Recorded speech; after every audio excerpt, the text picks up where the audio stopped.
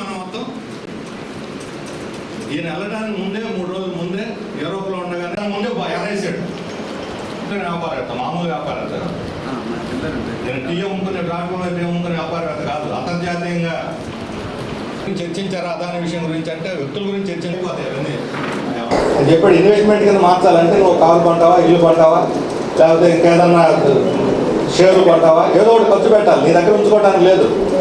ఏదో ఒక రకంగా ఖర్చు పెడితే ఖర్చు పెట్టినట్టు వాడికి చూపెట్టి రుజువు చేసుకుంటే నీకు మిగతా 6 లక్షలకి డిస్కౌంట్ ఇస్తాడు, ట్యాక్స్ డిస్కౌంట్.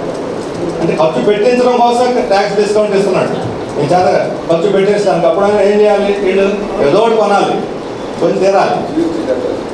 లేకపోతే జిఎస్టీ గారు ట్యాక్స్ మొత్తం పోదు, డబ్బు 30% ఇన్కమ్ ట్యాక్స్ కొట్టేసుకొని వెళ్ళిపోతున్నాడు. ఇది కూడా ఈ అందమైన ఆకర్షణీయమైన స్కీమ్ ఎందుకు ప్రకటించాడు? మిడిల్ క్లాస్ మీద ప్రేమతో కాదు, ఢిల్లీ ఎన్నికల మీద ప్రేమతో. ఢిల్లీ ఎన్నికలకు ముందు బడ్జెట్ వచ్చింది, ప్రకటించేసి ఢిల్లీ మిడిల్ క్లాస్ని అట్రాక్ట్ చేసి వాళ్ళ ఓట్లు పాల్గొట్టాలి. ఎక్కడైతే మిడిల్ క్లాస్ ఉందో ఢిల్లీలో మన ఎన్నికలు అక్కడే బీజేపీ స్వీప్ చేసింది. ఈ కన్సెషన్స్ అన్నీ కూడా కార్పొరేట్ కంపెనీలకు ఇచ్చారు. వాళ్ళకి వెల్త్ ట్యాక్స్ తగ్గించారు, కార్పొరేట్ ట్యాక్స్ తగ్గించారు. అలాగే ఇతర వాళ్ళు పెట్టుబడులు పెడితే వాటి మీద అనేక రాయితీలు అదనంగా కల్పించారు. వికసిత భారత్ కార్యక్రమం, దానికి ఈజ్ ఆఫ్ డూయింగ్ బిజినెస్. మన రాష్ట్ర ప్రభుత్వం ఇంకో అడుగు ముందుకేసి దానికి స్పీడ్ ఆఫ్ డూయింగ్ బిజినెస్ అని పెట్టారు. స్పీడ్ పనిలో ఉండాలి, పెట్టుబడిదారుల కోసం కాదు ఉండాల్సింది. ప్రజలకు కావాల్సిన సౌకర్యాలు ఉండాలి. మన రాష్ట్రంలో పరిస్థితి ఏంటి?